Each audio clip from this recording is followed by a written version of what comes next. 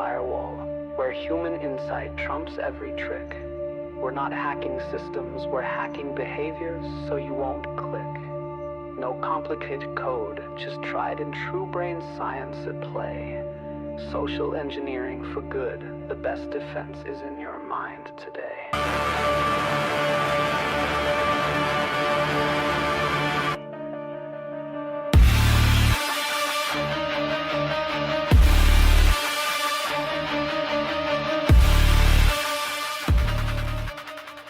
Hello and welcome to Fishing for Answers, where the carrot beats the stick and we flip the script on the bad guys, turning humans from easy targets into the strongest line of defense. The views and opinions expressed on this podcast belong solely to the hosts and guests and don't necessarily reflect those of their employers or sponsors. We're seasoned security professionals, but this is a conversation, not a custom consultation. Need specific guidance? Reach out to Joshua Crumbaugh directly.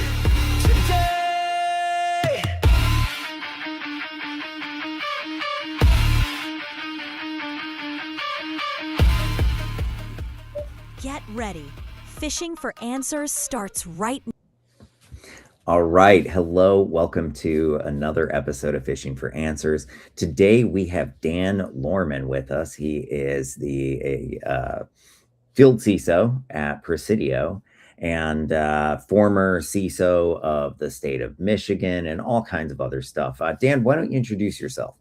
Yeah, thanks so much for having me again. I love your intro. It just gives you that passion of moment. Love it. But Dan Lohrmann, as you mentioned, with Presidio and background, started my career at the National Security Agency. I was in England with Lockheed and Mantech for 7 years in the early 90s and mid 90s, and then 17 years in Michigan government. So in Michigan, I was CISO, CTO, agency CIO, a lot of different roles.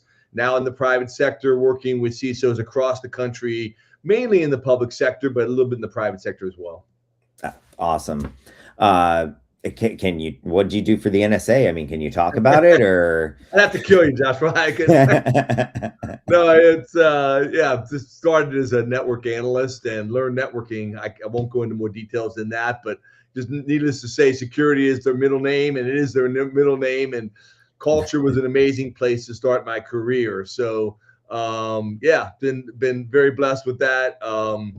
Also, I didn't mention I blog Lohrmann on cybersecurity, Government Technology Magazine, and I've written 3 books.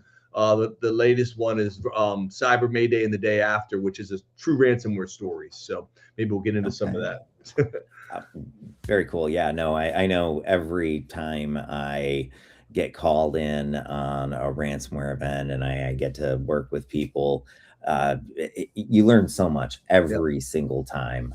There's rarely there hasn't been a time yet where I didn't learn something new. So sounds like a great book. I'll definitely have to pick that up, and I'll get you a signed copy. Yeah, that'll be on me. Even better. Better. I'll do that. All right. So well, let's jump in. I think AI is a really, really great place to start because there's so much to unpack there. I know it's what everyone's talking about, but it's what everyone's talking about because it's a really big deal and it's changing all of our lives actively. So what side of AI do you want to start at? Yeah, I mean, the hot topic everyone's talking about is Mythos right now, of course, and Anthropic just announced that they're expanding that Glasswing project. So there's so much going on. I mean, my blog's coming out on Sunday just talking about, we can talk about the 3 hot topics. There's so much we can discuss, but the president's EO, we can go there. Just came out, the executive order. Glasswing, Mythos, everyone, just the speed at which, these attacks are now coming at us, autonomous attacks, lessons learned from the early stage of that impacting cyber teams across the country. And, the vulnerabilities, the chaining them together to create the exploits. And then, now, of course, Glasswing, Anthropic just announced that they're expanding that team of companies. I think to 150 to 200 companies. I think it's then going to go to probably 500 to 1,000 in the next couple months. But it's just spanning quite a few countries as well, not just in the correct, United States exactly. like it is right now. It is. It's going global, and it's what everyone's talking about. I mean, it's just like literally sucking the oxygen out of the room in every conversation. People preparing for that. Yeah. So I got to talk to somebody that's used Mythos, because unfortunately I'm not one of those companies. Not yet. But I was speaking to one of the deputy CISOs at Moody's the other day, and they do have access to it, and he was saying that it can, I mean, straight up write new exploits, like stack overflows, trace overflows, some very, very complex stuff. And without even necessarily having the tooling, like it's just that smart, which I mean, if it is, I can't wait to get my hands on it. But that is what they're saying. And I think that it presents a lot of risk. And if that's going to be available at some point to the mass public, we can expect that we're going to start getting hit by it. And even if the bad guys never get a hold of Mythos, they're going to build something that's nearly as good. And I think that's the scary part there.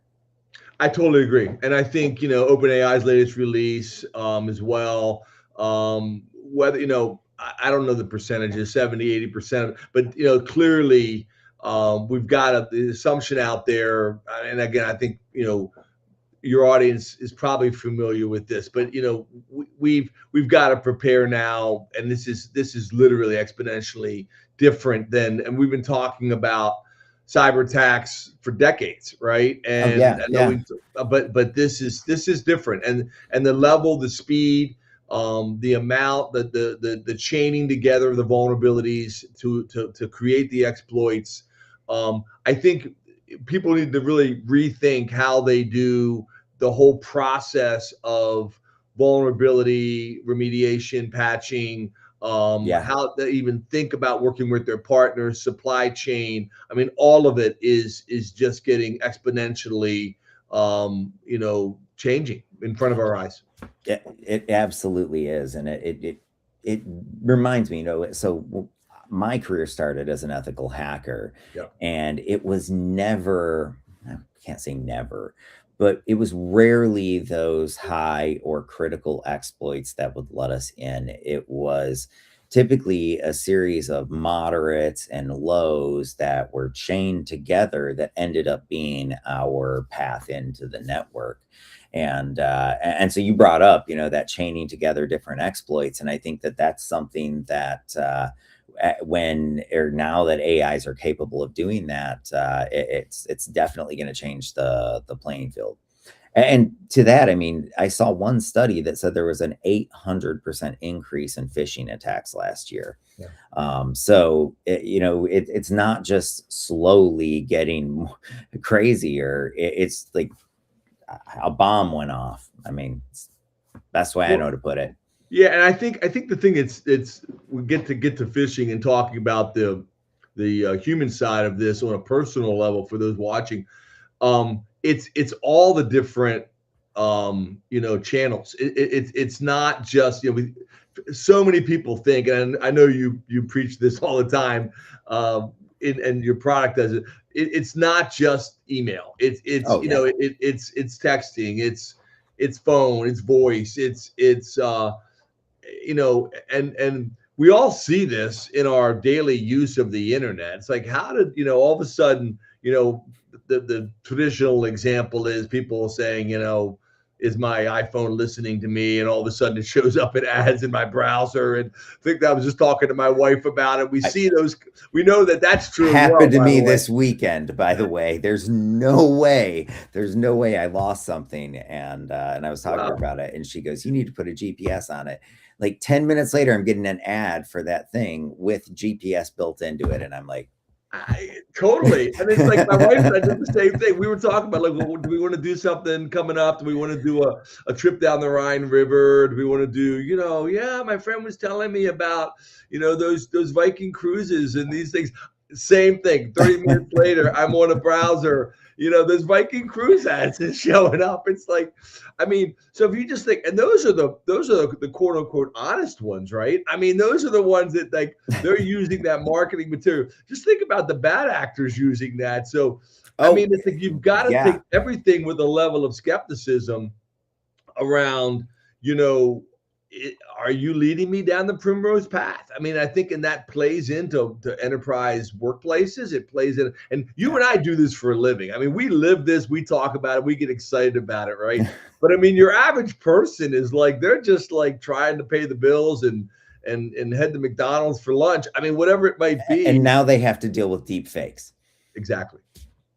Which is insane. It is, and it's impacting every area of life. And so, and I think, when we start talking about AI in that regard, I mean, it's and I think when we start thinking about, and I'd love to hear from you, and we were just talking earlier about some of the different motivations around training and that kind of thing, we can go there.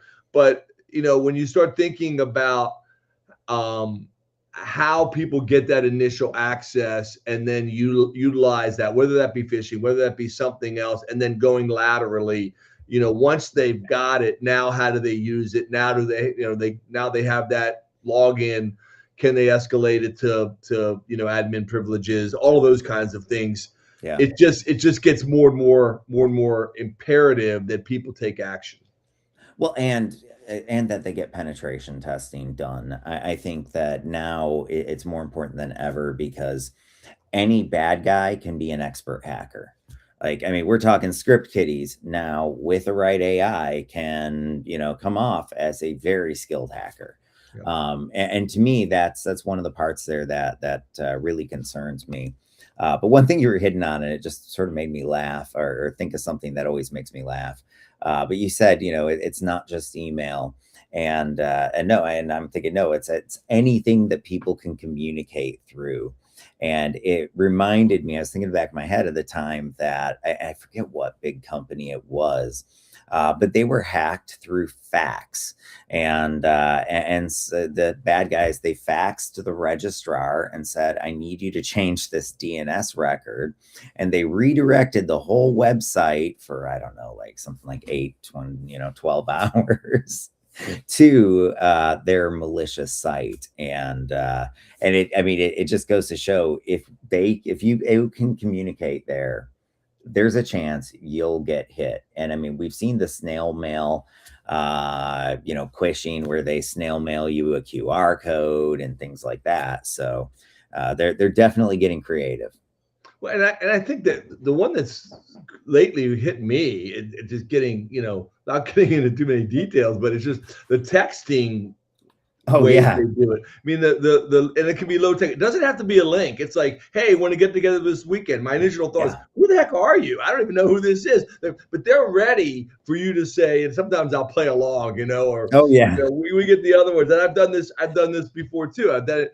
The pastor of our church keeps getting these. That they did this for years with emails, like, because they get the name off of the directory of a website or whatever, and then they get the list of the names of the people that are public somehow, and they know who they are, and they say, hey, I need you to do this for me. But it's, it's not him. It's not him because it's not his address. It's not his texting. It's not his email. Well, they did that for email for a long time. Hey, send me Apple iCards. I need to give these to a homeless widow, and they tug on you. It's always this like deflection. Look over here. Don't look over here.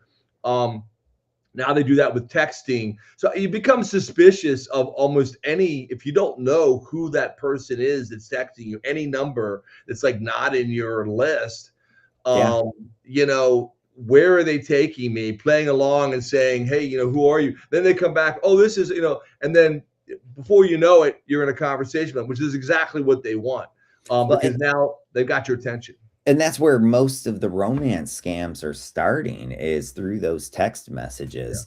I got one the other day. I said, I really like your energy.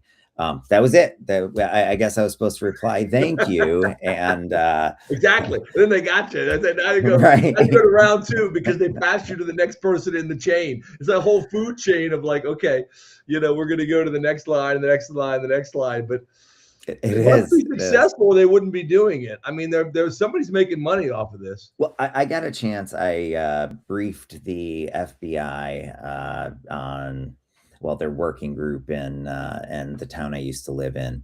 But I briefed them on AI and just how it was advancing and all the different models and what to know about the different frontier models and whatnot, and what threats were there. But while I was there, I had an opportunity to talk with a number of their more senior and some of the more technical cybercrime analysts. And what I found really interesting was that they said the number one thing that they're dealing with that accounts for a vast, a huge proportion, and I forget what the exact number was, but a huge percentage of their overall fraud that they see is that romance scam right there, where they're going after individuals, getting them to hand over their life savings. Wow. That's just so scary. That is just so scary. But to me, the evil part of it is that it's the double whammy, right? It's not only do they lose their money that they've spent their whole lives saving, but on top of that, they fell in love or thought they fell in love with somebody who wasn't even real. So I just can't imagine the type of like psychological trauma that somebody goes through after they get taken by something like that. Yeah, and I think, there's a lot of really good, TV shows and movies that talk about that. Like BBC does a series on that. They chase some people down doing the romance scams out of Africa and Nigeria, and there's a number of and 60 Minutes did another one, I think, around that too. People want to dive into the details of like, how does that work and how do they get you?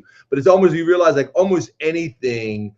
It could be a deal. It could be, my wife getting tricked around Facebook. Facebook Marketplace is another big one. Where, all of a sudden she would see, two chairs that, like, wow, these are really nice leather chairs that, and it's like a third of the price of normal, whatever. And long story short, it went through five rounds, but the whole thing was fraudulent. And they started with a real address right here in mid-Michigan that, but it was a real address, but it wasn't.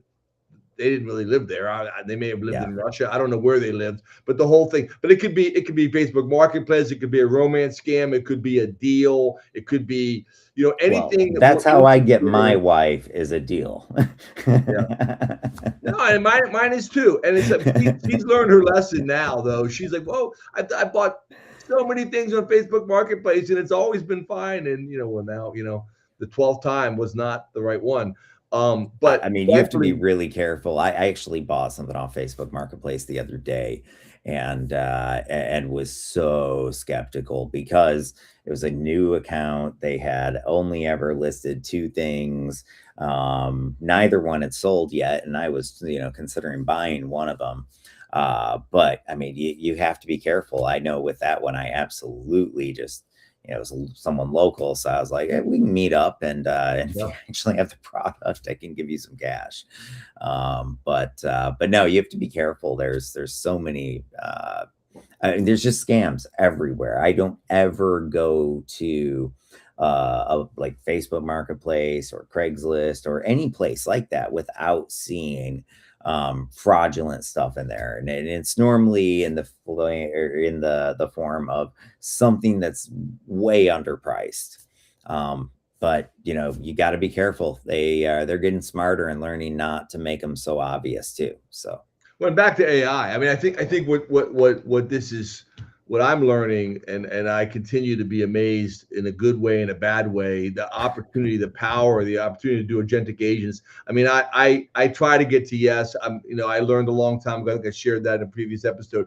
I almost got fired for saying no to Wi-Fi 20 years ago. And I learned, security pros are used to saying no. And, we could say no to, we said no to Wi-Fi in the early days. We said no to cloud, bring your own device to work. It's easy to say, oh, just say no to AI. That's not the answer. I mean, the answer is this is the new world we live in. Agentic agents are here. They're not going away. So how do you have the right tools? How do you do this in a way how do you get to yes in a secure manner? Knowing tips. And one simple, easy one, I just want to throw it out with Facebook Marketplace. Just learn how long has this person been around? If they've been around for less than a year, less than a couple weeks or days, probably not the best, even if they claim they're local to buy from them. But now, I gotta say, Meta AI actually gave me that summary and told me every bit of that right at the top of it. Okay. So I was actually really impressed with that. I didn't have to go dig to find out that the account was under a year old, and that they only ever had 2 listings and that both of them were still active. It just volunteered it. So I do think they're getting a little bit better at it. And finally, that's an example of where we're seeing AI to counter the AI threats, but I think we need a lot more of it. And I've seen a lot of companies that are still reluctant to rely on AI on the cybersecurity front. And I think it's a lot like development was a year ago. A year ago, it was very hard to get developers to use AI as a regular part of their development process. But now most developers have learned or have realized that if they don't, they're not going to keep their jobs for long, right? Can't keep up. Yep. Yeah, exactly. And I think it's the same way with cybersecurity right now, where you still have a lot of people that they love it as a tool, but they don't want to give it very much power to go out and run. And I think with agents, we have to give them a little bit more leadway. And I might argue that everyone's trying to make it perfect. It's not about getting it perfect where you don't ever have an agent that makes a mistake. It's about getting it more accurate than the humans that you already have running it. Yeah, that's great. That's really good advice. I'd love to hear your thoughts. I know how much time we have, but love to hear your thoughts, at least initially, on the president and CEO and where do you think that's going? Because I think it's a significant kind of direction. The idea that the 30-day government review, voluntary versus mandatory. I think 30 to 90. There's a lot of different things in there. People haven't had a chance to go out and look at that. I highly recommend you look at that executive order, because that will be the lay of the land here for the next 6 to 12 months at least. I'd love to hear your thoughts on that. Well, I mean, I definitely. I have mixed feelings. I do think there's a need for it. I also see that we're competing globally in the AI race, and every month a lot happens in the AI space. So we are potentially slowing down US-based companies a little bit in that race. But there's probably a need. What I will say is I've been waiting for some AI regulation. I expected something more than this. I actually didn't imagine that it would even look like this at all. So, but I do think that we've got to put some guardrails around it on a global basis here, not just in the United States or in the EU, but globally. We've got to figure out something around AI, because it is Pandora's box and it can't be closed. So the best we can do at this point is put some guardrails around it. Yeah, it's good points. And I mean, I think people think, it was 90 days review by the government. Now it's down to 30 days. I think a lot of people think that was a win. And I'm trying to keep politics out of this. This to me is not a left-right issue, or this is just do we want Skynet or not issue. Exactly. No, it's that's great. No, but it's the idea, the philosophy around, can the government really do what can they really do in that 30 days is a big question. I think, to your point, we'll see where the regulation goes. I mean, I think I will say this: when Mythos first came out, you and I haven't spoken, since then. I think the last time was before that. Oh yeah. And it was, I mean, the fact that all the top banks met in Washington at the White House tells you a lot. I mean, they were worried. Let's be clear about this. They were worried about a financial issue. I mean, people's bank accounts like disappearing and things. I mean, that is serious. This is serious stuff. This isn't just, oh no, we need to add two-factor or something. I mean, this is a paradigm shift. And so I think, could there be another Mythos-like moment? We're not out of this one yet. We're still at Mythos 1.0, right? I mean, expanding it to 150. And it's all hearsay still. But it's hearsay. But I'll say this, to your point, you said earlier, I'm just jump in on that. I mean, I don't have access to it personally, but I have many friends that do, and teams that have shown, and I've gotten briefings with people, and I've been in closed door meetings without going into details, and people who thought the whole thing was just marketing and trying to get Anthropic's IPO price up and the whole thing was a bunch of garbage came away saying, no, this is real. I agree. Everyone I've talked to that's actually touched it says it's real. So I got to be honest. I'm a little bit jealous at this point. You want to be in that 150 list. I do. Or even that 1,000, but even them, expanding it, it's still so small of a group of people that have access to it. Okay, right. What I do know though is everything is expanding at a rate that's unprecedented, regardless of what they have with Mythos and how quickly the public gets access to it, or if the public gets access to it. There's going to be other models that pop up that are just as smart in a short period of time here. And so I do think that we've got to be prepared for it. I mean, we needed to be prepared for it a couple of years ago, but if we don't have a really, really good vulnerability management in place, I think that's one of the most critical ones. And then I think training are like the two most critical things, because you've got your people that need to know what to do with AI and what they can't do and how they can use it safely. And of course, No, I'd love to hear more from you on how you see AI changing training. But I'll just share one thing. I won't name the person's name. There's again a blog coming out this weekend, so I'm sure it's gonna be public anyway. But I had lunch with the CEO of a startup doing very well, successful, growing fast. And I'm not going to go into any more details than that. You guys will figure out who it is, but really good guy. He was telling me, and we were talking about, taking a step back for a moment and just kind of paint this picture, because I found that really fascinating. And it changed my perspective maybe 45 degrees on AI after that lunch with him. But he was saying, Dan, we used to always say, you built software in my career, certainly the almost 40 years now. I've been in this since I started at NSA way back in the late 80s.